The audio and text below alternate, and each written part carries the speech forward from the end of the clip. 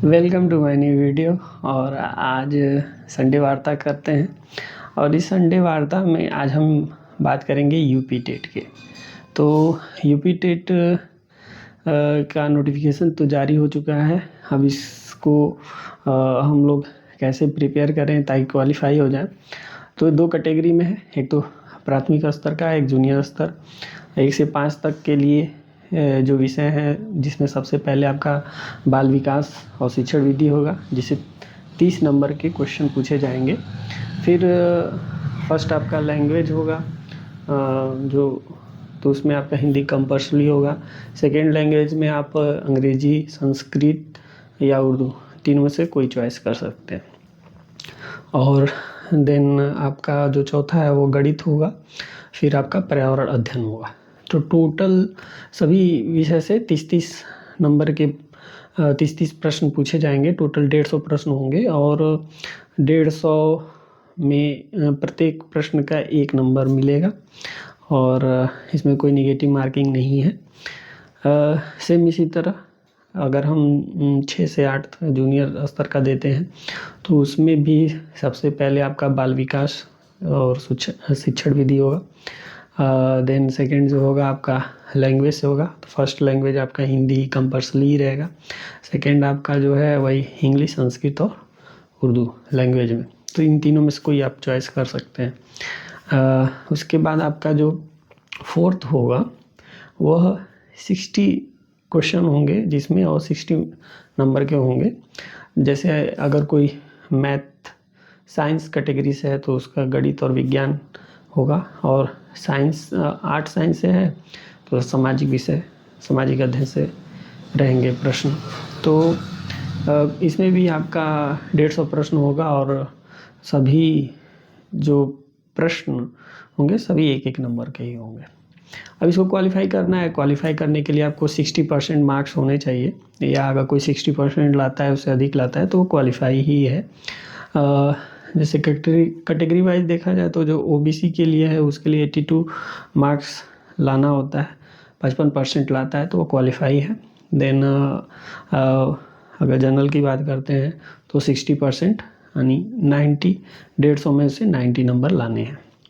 और ये जो है अगर देखते हैं तो इसमें कोई निगेटिव मार्किंग नहीं है।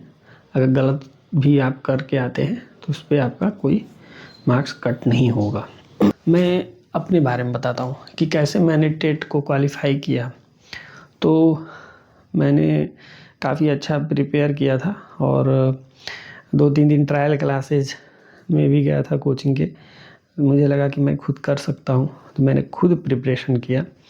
और मैंने एक सिलेबस, मतलब दिमाग में ये रहे कि क्या कंटेंट है सिलेबस में, क्या क्या चीज़ें हैं, उसके लिए एक बुक ले लिया। किसी भी राइटर की आप ले सकते हैं, मैंने अरिहंत का ही लिया था। और फिर एक प्रैक्टिस सेट लिया था।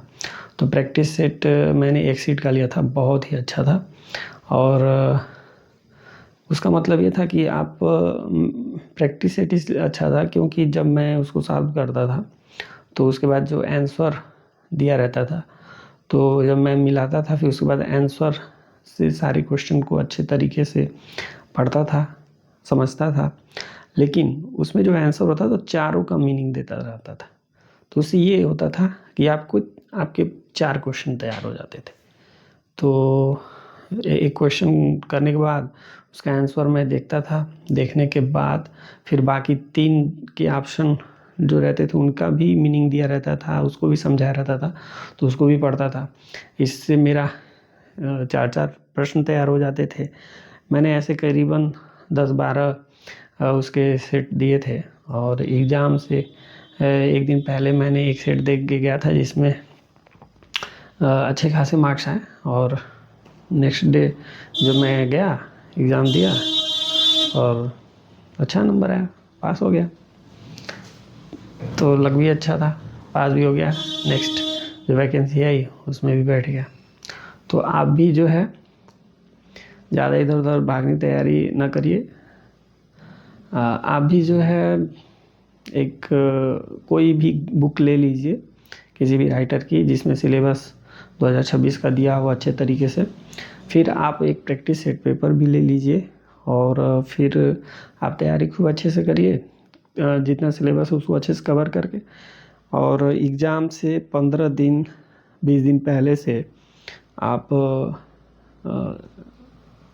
प्रैक्टिस सेट पेपर सॉल्व करते रहिए, हो जाएगा, क्वालिफाई हो जाएगा, बहुत आसान होता है। अब प्राइमरी जूनियर दोनों क्वालिफाई कर सकते हैं।